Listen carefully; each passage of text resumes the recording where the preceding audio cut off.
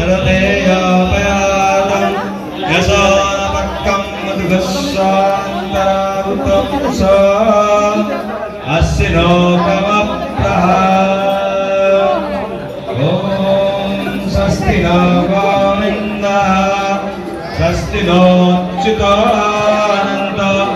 स्वस्ति नो वासुदेवः विष्णुर्दधातु स्वस्ति नो नारायणो नमः स्वस्ति नो पद्मनाभो पुरुषोत्तमो ददातु स्वस्ति नो विश्वक्सेन विश्वेश्वरः स्वस्ति नो ऋषिकेशो ददातु स्वस्ति नो वैनतारिः स्वस्ति नो अन्यनाशितो दुर्भागवतो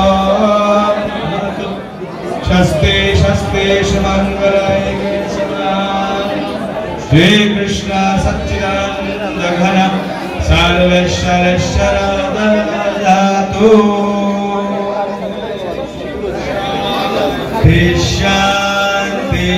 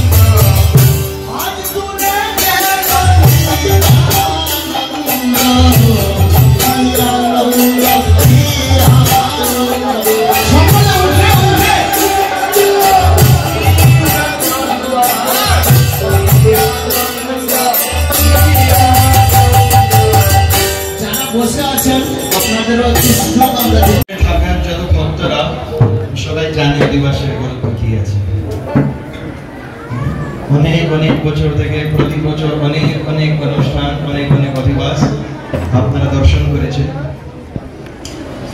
কিন্তু রাজাপুরে শ্রী জগন্নাথের জন্য এই বছরে একটা অধিবাস অনেক বড়, অনেক গুরুত্বপূর্ণ। আগামীকালকে জগন্নাথের আবির্ভাব তিথি, বার্থডে সেলিব্রেশন। জগন্নাথ জানি না কত 5-10,000 বছরের জন্মতিথি আসবে। তাহলে প্রত্যেকটা আবির্ভাবের আগে অনেকটা আমাদেরও থাকে। আগামীকালকে আমার জন্মতিথি আছে, আমার খুব ভালো লাগে, সবাইকে ইনভিটেশন করবো, আমার বাড়িতে আসো, অনুষ্ঠান হবে, কেক কাটিং হবে, পার্টি হবে। তো জগতের নাথ জগন্নাথ, ওনার যখন আবির্ভাব হয় সারা ব্রহ্মাণ্ডে, সারা জগতে ওর আবির্ভাবকে উদ্যাপন করা হয়। সেই জন্য যেহেতু আগামীকাল জগতের নাথ জগন্নাথের আবির্ভাব তিথি, আমরা এই জগন্নাথ ধামে, রাজাপুর ধামে কি করে ওনাকে প্রসন্ন করব, কি করে ওনাকে আমরা সেবা করব, সেটা আমাদেরকে দেখতে হবে। জগন্নাথকে আসার জন্য অনেক ভক্তরা অনেক কষ্ট করেছে। মহারাজ ইন্দ্রধম্ন ব্রহ্মলোক পর্যন্ত গিয়েছে। যখন আসছে বলছে বউ নেই, বাচ্চা নেই, পরিবার নেই, প্রজা নেই, রাজ্য নেই, কেউ নেই। যখন আবার রাজ্যে ফিরে আসলেন, দেখছে হ্যাঁ ভালো, আমার জগন্নাথের মন্দির রেডি আছে, শুনছে হ্যাঁ মন্ত্রোচ্চার হচ্ছে, দেখতে দেখতে চিন্তা করছে এখন আমার বন্ধু বিদ্যাপতি আসবে, আমি ওকে আলিঙ্গন দেব, বলবো কি ব্রহ্মদেব আসছে।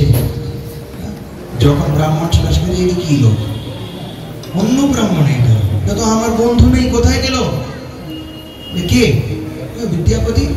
বিদ্যাপতি কথা বলছো? আমি শুনেছি কোন একটা প্রাচীন কালে একটা ব্রাহ্মণ থাকতো যার নাম ছিল বিদ্যাপতি, আমি এরকম শুনেছি। কত আঘাত দেখতে পারে যে আমার স্ত্রী কই, সব মরে গিয়েছে।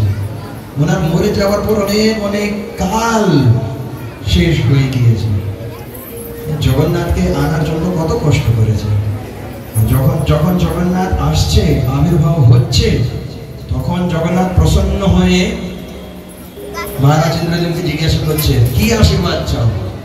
আমি চাই আমার কেউ সন্তান হয়, যে বলবে না এটা আমার বাপ দাদার মন্দির। আর একটা কি বলে, সবসময় খেতে থাকো, তোমার হাত কোনোদিন শুকাবে না, সবসময় খেতে থাকো, এত খাবে। এখন জগন্নাথ এই স্বরূপে প্রকট হয়েছে। আগামীকালকে স্নান যাত্রা, অভিষেক হবে। গত বছর প্রায় 12,000 ভক্তরা অভিষেক করেছে। এই বছর আমরা দেখি কত হয়। যদি 12,000 লোক অভিষেক করাবে, নিশ্চিত জোর আসবে। যখন জোর আসবে, অসুস্থ হয়ে যাবে। জগন্নাথের লীলা শুধু একমাত্র ভগবান যাকে জোর আসবে, খাসি খাসি চলে আসে। একমাত্র ভগবান যে মূল স্বরূপে বাইরে ঘুরতে যায় রথে বসে, অন্য ভগবান যায় না। তাহলে জগন্নাথ সবাই ভক্তদেরকে অতি প্রিয়, সবাই ভক্তরাও জগন্নাথকে অতি প্রিয়। জগন্নাথ কোনো নিয়ম পালন করে না। যখন ভক্তদের জন্য কিছু চলে আসে, কিছু নিয়ম পালন করে না, আমার ভক্তকে আমার দরকার, আমি চলে যাব। এইভাবে যদি জগন্নাথ আছে, সেই ভাব আমাদেরকেও জগন্নাথের প্রতি রাখতে হয়। সেই জন্য ওই ভাবটা আগামীকালকে সেবাতে নিযুক্ত করার জন্য আজকে এই অধিবাস অনুষ্ঠান। অধিবাস অনুষ্ঠানে 27 রকমের মঙ্গল দ্রব্য আমরা অর্পণ করব। আপনারা সবাই দর্শন লাভ করবেন এবং কীর্তনের সহ আপনার জগন্নাথকে প্রীতি দেখাবেন। হরে কৃষ্ণ। শ্রী জগন্নাথ বলদেব সুভদ্রা মহারানী কি, শ্রী সুদর্শন চক্র মহারাজ কি, শ্রী गिरिराज महाराज की, श्री शालिग्राम भगवान की, श्री गौरसुमंती देवी की, श्री महादेव की, श्री प्रभुपाद की। की समवेत भक्तवृंद की ताई गौर प्रेमानंद।